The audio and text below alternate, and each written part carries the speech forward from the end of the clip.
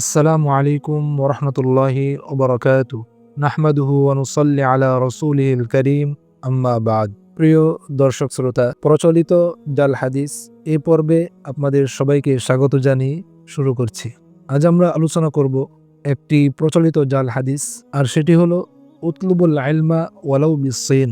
রাসূলুল্লাহ সাল্লাল্লাহু আলাইহি ওয়াসাল্লাম নাকি বলেছেন যে তোমরা ইলম অর্জন করো, যদিও সেটা চীন দেশ থেকে হলেও। এটা আল্লাহর রাসূলের নামে জঘন্যতম একটি মিথ্যাচার। ইলম অর্জন করতে হবে অনেক দূরে গিয়ে, অনেক কষ্ট করে, এবং সাহাবায়ে কেরামদের মাঝে, তাবেঈনদের মাঝে এই প্রচলন ছিল যে তারা ইলম অর্জন করার জন্য অনেক দূরে গিয়ে ইলম অর্জন করেছেন। এবং অনেক উলামায়ে কেরাম বলেছেন ইলম অর্জনের সাথে সফরের একটি সম্পর্ক রয়েছে।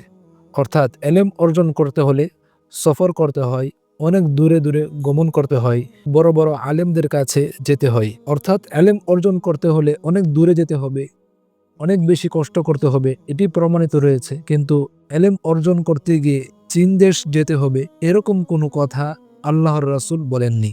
ইমাম যাহাবী সহ অন্যান্য ইমামগণ এই হাদিসটির ব্যাপারে তাদের মন্তব্য হলো এটি একটি জাল হাদিস, একটি বানোয়াট হাদিস। এই হাদিসের কোনো গ্রহণযোগ্যতা নেই। ইলম অর্জন করতে হবে, এটা প্রত্যেক মুসলমান নর নারীর উপর ফরজ। এ ব্যাপারে আল্লাহর রাসূল সাল্লাল্লাহু আলাইহি ওয়াসাল্লাম স্পষ্টভাবে বলেছেন, তলাবুল ইলমি ফারিয়াদাতুন আলা কুল্লি মুসলিম, যে ইলম অর্জন করা প্রত্যেকটা মুসলমানের উপরই ফরজ। তো ইলম অর্জন করতে হবে, এ ব্যাপারে আমাদেরকে জাল হাদিস বর্ণনা করার কোনো প্রয়োজন নেই।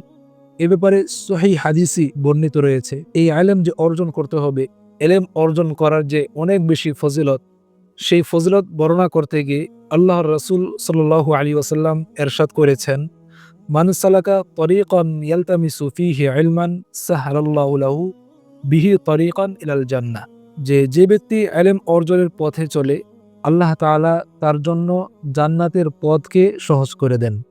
তো এই হাদিস দ্বারাও বোঝা যায় যে ইলম অর্জন করার কত বেশি ফজিলত, কত বেশি গুরুত্ব।